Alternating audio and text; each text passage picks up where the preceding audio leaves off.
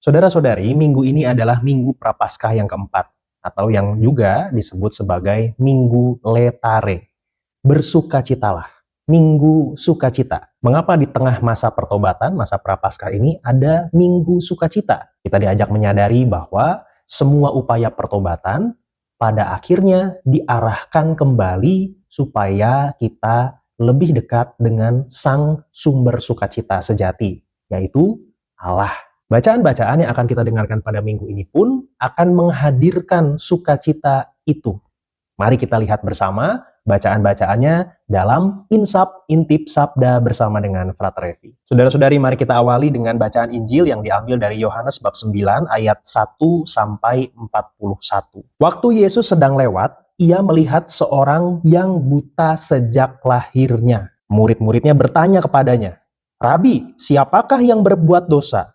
Orang ini sendiri atau orang tuanya, sehingga ia dilahirkan buta?" Para murid memandang orang buta yang dikatakan sudah buta sejak lahir itu bukan sebagai manusia atau sebagai subjek yang memerlukan pertolongan, tetapi justru dipandang sebagai objek untuk menjadi bahan diskusi. Maka mereka bertanya, "Tuhan, ini yang salah siapa sih? Dianya sendiri atau orang tuanya mungkin punya dosa sehingga orang ini menjadi buta sejak lahir?" Hal lain yang juga tampak dari pernyataan para murid ini adalah bahwa mereka masih punya cara pandang yang lama. Cara pandang yang lama memandang bahwa kalau ada orang yang menderita, misalnya mengalami kebutaan, itu diakibatkan karena dia berbuat dosa tertentu. Maka mereka memandang, wah ini ada orang buta nih, berarti pasti ada sesuatu yang salah dengan orang ini. Atau kalau bukan orang ini yang salah, mungkin orang tuanya pernah bikin salah sehingga dia kena hukuman, kena kutuk. Lalu pada ayat yang ketiga Tuhan Yesus menjawab, bukan dia dan bukan juga orang tuanya, tetapi karena pekerjaan-pekerjaan Allah harus dinyatakan di dalam dia. Kita melihat bahwa para murid cenderung melihat ke belakang. Apa sih penyebab dari kebutaan ini? Daripada sibuk melihat ke belakang, Tuhan Yesus justru mengajak para murid untuk melihat ke depan. Kira-kira apa maksud Allah di balik penderitaan ini? Karena Allah yang Maha Besar tahu apa yang baik untuk setiap orang dan pasti punya rencana baik untuk masing-masing orang. Maka Yesus mengajak, yuk lihat ke depan supaya pekerjaan Allah dinyatakan di dalam orang ini. Jangan sampai kita jadi orang yang sok tahu, kemudian cepat-cepat menghakimi Allah, kemudian cepat-cepat mengambil kesimpulan yang belum tentu benar tentang Allah. Pada ayat yang kelima, Tuhan Yesus mengatakan, selama aku di dalam dunia, akulah terang dunia. Kebutaan atau kegelapan yang dialami oleh orang buta itu, pada akhirnya nanti akan disembuhkan oleh Tuhan Yesus, karena Yesus adalah terang dunia. Lalu bagaimana proses Yesus memberikan terang itu kepada orang yang buta ini? Mari kita simak bagian-bagian berikutnya. Setelah ia mengatakan semuanya itu, ia meludah ke tanah, mengaduk ludahnya itu dengan tanah, lalu mengoleskannya pada mata orang buta tadi. Kalau kita membaca tanah, maka kita ingat pada kisah dalam kitab Kejadian, yaitu kisah penciptaan. Allah membentuk manusia dari tanah. Dengan demikian, tindakan Yesus mengaduk ludahnya dengan tanah, itu adalah simbol dari Yesus melakukan penciptaan ulang atas mata yang buta sejak lahir. Tanah yang sudah bercampur ludah Yesus itu kemudian dioleskan di mata orang buta tadi. Kemudian Tuhan Yesus berkata kepada orang buta itu, pergilah, basuhlah dirimu dalam kolam Siloam. Dikatakan di sini Siloam artinya yang diutus. Yohanes sengaja menegaskan bahwa Siloam artinya adalah yang diutus. Siapakah yang diutus itu? Yang terutama yang diutus adalah tentu Tuhan Yesus. Yesus diutus oleh Bapanya untuk menjalankan misi di dunia. Maka ketika orang buta itu disuruh membasuh dirinya di kolam Siloam, sebetulnya itu adalah makna simbolik. Orang itu diminta membasuh dirinya di Siloam, artinya di dalam diri orang yang diutus. Siapakah yang diutus? Tuhan Yesus. Orang buta itu diminta membasuh dirinya di dalam diri Tuhan Yesus. Apa yang terjadi setelah itu? Orang buta itu kemudian bisa melihat. Pada bagian selanjutnya diceritakan bahwa ada orang-orang yang bertanya-tanya, bukankah ini adalah orang buta yang suka mengemis itu? Kok sekarang dia bisa melihat? Lalu mereka kemudian bertanya kepada si orang buta tadi yang sekarang sudah melihat itu, bagaimana matamu bisa menjadi melek? Lalu orang yang baru saja bisa melihat itu kemudian menjawab, Orang yang disebut Yesus itu mengaduk tanah, mengoleskannya pada mataku dan berkata kepadaku, "Pergilah ke Siloam dan basuhlah dirimu." Lalu aku pergi dan setelah aku membasuh diriku, aku dapat melihat. Saudara-saudari, saya ingin mengajak Anda untuk memperhatikan kata-kata dari orang yang baru saja melihat ini. Dia mengatakan bahwa ada orang yang disebut Yesus itu yang menyembuhkan dirinya. Mari kita simpan kata-kata ini.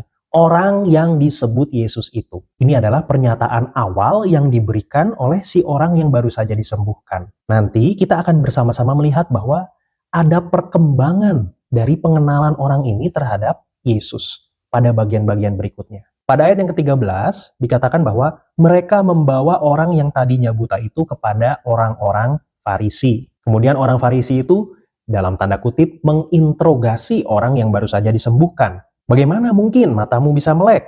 Kemudian orang itu menjawab, "Ia mengoleskan adukan tanah pada mataku, lalu aku membasuh diriku, dan sekarang aku dapat melihat." Orang yang baru disembuhkan ini menjawab dengan polos. Dia menceritakan pengalaman pribadinya apa adanya. Mendengar respon orang itu, orang-orang Farisi kemudian terbelah menjadi dua pihak.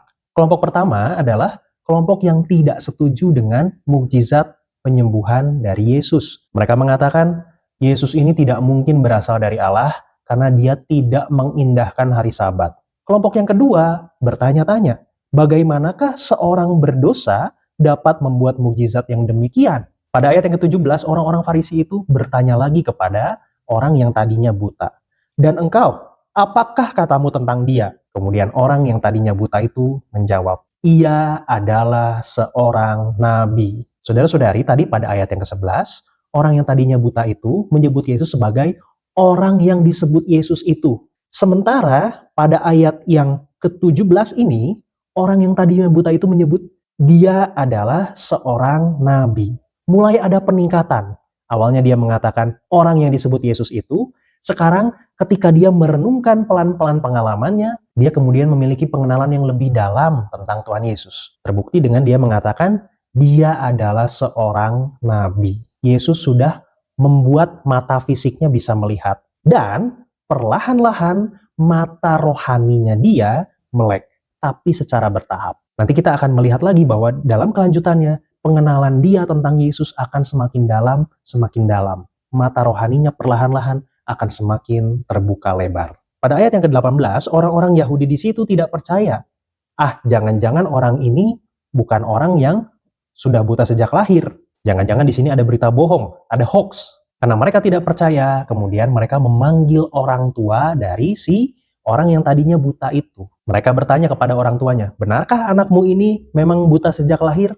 Kemudian orang tuanya bercerita, memang benar bahwa anak kami ini memang sudah buta sejak lahir. Akan tetapi, bagaimana ceritanya sekarang dia bisa melihat, kami nggak ngerti. Silakan bertanyalah kepada anaknya langsung. Mengapa orang tuanya berkata demikian? Yohanes pada ayat yang ke-22 menuliskan di situ, orang tuanya berkata demikian karena mereka takut kepada orang-orang Yahudi. Sebab orang-orang Yahudi itu telah sepakat bahwa setiap orang yang mengaku Yesus sebagai Mesias akan dikucilkan. Jadi orang tuanya takut nanti ke bawah-bawah dianggap sebagai orang yang menganggap Yesus sebagai Mesias. Dan akhirnya nanti akan dikucilkan. Orang-orang Yahudi itu memanggil sekali lagi orang yang tadinya buta, kemudian bertanya kepadanya.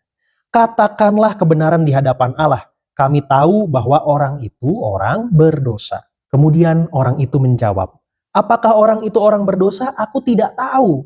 Tetapi satu hal yang aku tahu, yaitu bahwa aku tadinya buta dan sekarang dapat melihat. Saudara-saudari, orang ini berusaha menjadi orang yang sederhana. Dia menceritakan pengalamannya sendiri. Saya nggak paham apakah Yesus itu adalah seorang yang berdosa atau tidak. Itu saya tidak tahu. Yang jelas, pengalaman hidup saya menunjukkan dengan jelas bahwa yang tadinya saya buta, sekarang saya bisa melihat. Dia tidak mau berdebat hal-hal yang terlalu tinggi, hal-hal yang terlalu kompleks dengan orang-orang Yahudi itu. Kejadian lucu terjadi pada ayat yang ke-26. Orang-orang Yahudi itu bertanya lagi kepada si orang yang tadinya buta. Apakah yang diperbuatnya padamu? Bagaimana ia memelekan matamu? Ini adalah pertanyaan yang tadi sudah pernah ditanyakan. Dan sebetulnya sudah dijawab juga oleh orang itu. tetapi kok malah ditanyakan lagi? Ini adalah tanda bahwa orang-orang Farisi itu mulai frustrasi. Maka pada ayat yang ke-27, orang yang tadinya buta itu menjawab, "Telah kukatakan kepadamu, dan kamu tidak mendengarkannya." Orang Farisi itu kemudian mengejek si orang yang tadinya buta. "Kamu adalah murid si orang itu," maksudnya murid Yesus. "Tapi kami adalah muridnya Musa." Musa itu adalah orang yang menerima firman Tuhan. Dia adalah seorang nabi yang jelas. Sementara kamu tuh membela orang itu tuh yang asal-usulnya itu tidak jelas. Dia tuh dari mana sih? Ayat yang ke-30. Jawab orang itu kepada mereka, "Aneh juga bahwa kamu tidak tahu dari mana ia datang. Sedangkan ia telah memelekan mataku. Kita tahu bahwa Allah tidak mendengarkan orang-orang berdosa, melainkan orang-orang yang saleh dan yang melakukan kehendaknya." Artinya, tidak mungkin Yesus itu adalah orang berdosa. Karena kalau dia orang berdosa, pasti dia tidak membuat mukjizat. Nyatanya, Yesus bisa membuat mukjizat. Artinya, Yesus adalah orang benar. Dan puncaknya pada ayat yang ke-33, orang itu mengatakan, "Jikalau orang itu tidak datang dari Allah, ia tidak dapat berbuat apa-apa." Pada ayat yang ke-11 tadi, dia mengatakan, orang yang disebut Yesus itu. Pada ayat ke-17, dia mengatakan, dia adalah seorang nabi. Dan pada ayat 33, sekarang dia mengatakan, orang itu datang dari Allah. Pengenalan orang ini terhadap Yesus perlahan-lahan semakin mendalam. Karena orang-orang Farisi ini sudah kehabisan alasan, tidak bisa berdebat lagi dengan orang ini, maka pada ayat yang ke-34 dikatakan bahwa orang yang tadinya buta itu diusir. Kemudian Yesus mendengar bahwa ia telah diusir keluar oleh orang-orang Farisi itu. Yesus mengambil inisiatif, kemudian mencari dia dan berkata, "Percayakah engkau kepada Anak Manusia?" Lalu si orang itu bertanya kepada Tuhan, "Siapakah dia Tuhan, supaya aku percaya kepadanya?" Yesus menjawab, "Engkau bukan saja melihat dia, tetapi dia yang sedang berkata-kata dengan engkau, dialah itu." Katanya, "Aku percaya Tuhan." Lalu ia sujud menyembah Yesus. Ayat yang ke-38 ini adalah puncak dari pengenalan orang yang tadinya buta itu terhadap Yesus. Awalnya dia mengatakan orang yang disebut Yesus itu, kemudian pelan-pelan naik level, dia adalah seorang nabi. Kemudian di level berikutnya dia mengatakan orang ini datang dari Allah. Dan di level yang paling dalam, dia mengatakan, "Aku percaya Tuhan." Lalu orang itu kemudian bersujud di hadapan Yesus. Sekarang yang bisa melihat bukan hanya mata fisiknya saja, tetapi juga mata rohaninya. Dia mengenal Yesus sungguh-sungguh sampai dia mengatakan bahwa dia percaya dan dia sujud menyembahnya. Kemudian Yesus berkata, "Aku datang ke dalam dunia untuk menghakimi, supaya barang siapa yang tidak melihat, dapat melihat, dan supaya barang siapa yang dapat melihat, menjadi buta." Apa maksudnya Yesus berkata begitu? Barang siapa yang tidak melihat, dapat melihat. Orang-orang yang menyadari dirinya masih lemah dan butuh bantuan, kata Yesus, akan melihat. Sementara kebalikannya, barang siapa yang dapat melihat menjadi buta. Artinya, orang-orang yang merasa bahwa dirinya sudah bisa melihat, sudah tahu, sudah benar, justru akan menjadi buta. Ini mau menggambarkan bagaimana sombongnya orang-orang Farisi merasa bahwa mereka sudah tahu segala-galanya, tetapi gara-gara itu justru mereka kehilangan kesempatan untuk berjumpa dengan Mesias yang diutus oleh Allah sendiri. Mesias itu malah justru mereka tolak dan mereka tidak mendapatkan rahmat dari Mesias itu. Ini semakin mempertajam pesan untuk pertobatan kita bahwa pertobatan itu hanya akan berhasil untuk mereka yang merasa dirinya tidak tahu apa-apa, yang merasa dirinya masih lemah, yang merasa dirinya masih perlu diperbaiki. Kalau dari sejak awal orang merasa bahwa saya sudah benar, tidak mungkin dia mengalami pertobatan. Sekarang mari kita lanjutkan ke bacaan yang pertama yang diambil dari kitab pertama Samuel bab 16 ayat 1b, dilanjutkan dengan ayat 6 dan 7, lalu dilanjutkan lagi dengan ayat 10 sampai 13a. Sebelum kisah ini diceritakan bahwa Samuel merasa sedih karena Saul yang sudah dipilih menjadi raja, kok malah menjadi raja yang gak benar. Nah, pada kisah ini diceritakan bahwa Samuel diperintahkan oleh Allah untuk mencari pengganti Saul. Dikatakan, "Berapa lama lagi engkau berduka cita karena Saul? Bukankah ia telah kutolak sebagai raja atas Israel? Isilah tabung tandukmu dengan minyak, dan pergilah. Aku mengutus engkau kepada Isai, orang Betlehem itu, sebab di antara anak-anaknya telah kupilih seorang raja bagiku. Samuel diperintahkan oleh Allah, sudah, pergilah, carilah pengganti yang baru. Jangan sampai kamu terjebak pada kegagalan di masa lalu terus. Sekarang, mari kita memandang masa depan. Yuk kita move on. Nah, saudara-saudari, ada satu hal yang menarik dalam ayat ini. Dikatakan bahwa Allah memerintahkan Samuel untuk mengisi tabung tanduknya dengan minyak. Pada zaman itu, minyak digunakan untuk mengurapi raja. Jadi masuk akal kalau Samuel diperintahkan untuk membawa minyak. Hal menarik lain adalah minyaknya itu diisi ke tabung tanduk. Mengapa ini menarik? Ketika Saul mau dipilih menjadi raja, minyaknya itu bukan berada di dalam wadah berupa tabung tanduk, tapi di dalam buli-buli. Buli-buli itu adalah botol kecil dari tanah liat yang sifatnya tentu saja rapuh karena terbuat dari tanah liat. Itu adalah wadah minyak yang waktu itu digunakan oleh Samuel untuk mengurapi Saul. Sementara minyak yang akan digunakan untuk mengurapi pengganti Saul, yang nanti kita akan tahu bahwa penggantinya adalah Daud, minyaknya itu diwadahi oleh tabung tanduk. Tabung tanduk itu terbuat dari tanduk hewan. Artinya wadah ini adalah wadah yang keras, yang kuat, tidak mudah pecah. Ini adalah simbol bahwa yang kali ini akan dipilih oleh Allah itu bukan orang yang mudah pecah, tapi orang yang kuat, seperti halnya tanduk hewan. Lalu diceritakan bahwa Samuel sampai di rumah Isai. Lalu Samuel melihat anak yang pertama, yang sulung, namanya Eliab. Samuel berpikir, sepertinya ini nih, si anak ini nih yang cocok menjadi raja. Karena fisiknya ini menarik. Eliab itu orang yang kelihatan gagah, tinggi. Tapi kemudian berfirmanlah Tuhan kepada Samuel, janganlah pandang parasnya atau perawakannya yang tinggi, sebab aku telah menolaknya. Bukan yang dilihat manusia, yang dilihat Allah. Manusia melihat apa yang ada di depan mata, tetapi Tuhan melihat hati. Allah di sini mengoreksi cara pandangnya Samuel yang salah. Samuel malah melihat perawakan luaran. Kalau kita mengingat ciri-cirinya Saul, yang akhirnya menjadi raja yang gagal, sama, Saul juga adalah orang yang kelihatannya gagah. Tetapi kemudian orang yang gagah itu belum tentu menjadi raja yang benar. Maka Allah mengatakan, yang dilihat oleh Allah itu bukan luaran, tetapi kedalaman hati. Ayat yang ke-10. Demikianlah Isai menyuruh ketujuh anaknya lewat di depan Samuel, tetapi Samuel berkata kepada Isai, semuanya ini tidak dipilih Tuhan. Dalam tradisi Yahudi, angka 7 itu adalah angka yang sempurna. Isai sudah mempersembahkan 7 anaknya, dijejerkan di depan Samuel, tapi tidak ada yang dipilih oleh Allah. Ini adalah sebuah simbol bahwa apa yang menurut manusia sempurna, itu belum tentu sempurna bagi Allah. Lalu kemudian Samuel bertanya kepada Isai, masih ada nggak sih anak yang lain? Emang cuma 7 ini aja? Sebetulnya masih ada sih yang bungsu, tetapi si bungsu ini sedang menggembalakan kambing domba. Samuel kemudian berkata kepada Isai, suruhlah si bungsu itu datang. Di sini terlihat bahwa si bungsu ini itu adalah anak yang diremehkan. Dia tidak diajak untuk berjumpa dengan Samuel. Si bungsu ini malah disuruh pergi ke padang belantara, kemudian menggembalakan kambing domba. Di sini kita menangkap pesan bahwa justru orang yang diremehkan itu bisa saja dipilih oleh Allah.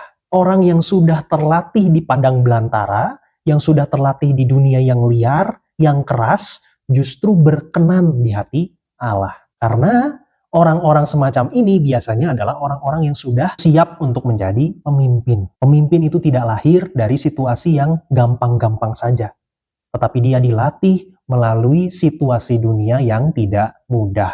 Hal-hal yang sulit, bahkan mungkin penderitaan, kadangkala menjadi sarana bagi Allah untuk membentuk seseorang menjadi hebat. Setelah Daud dijemput, kemudian datang, Samuel melihat bahwa, nah inilah orangnya. Ini yang cocok menjadi raja. Kemudian si bungsu ini yang bernama Daud itu diurapi dengan minyak oleh Samuel menjadi raja. Sekarang mari kita lihat ke bacaan kedua yang diambil dari Efesus bab 5 ayat 8 sampai 14. Paulus mengatakan, memang dahulu kamu adalah kegelapan, tetapi sekarang kamu adalah terang di dalam Tuhan. Yang perlu digarisbawahi di sini adalah tetapi sekarang kamu adalah terang di dalam Tuhan.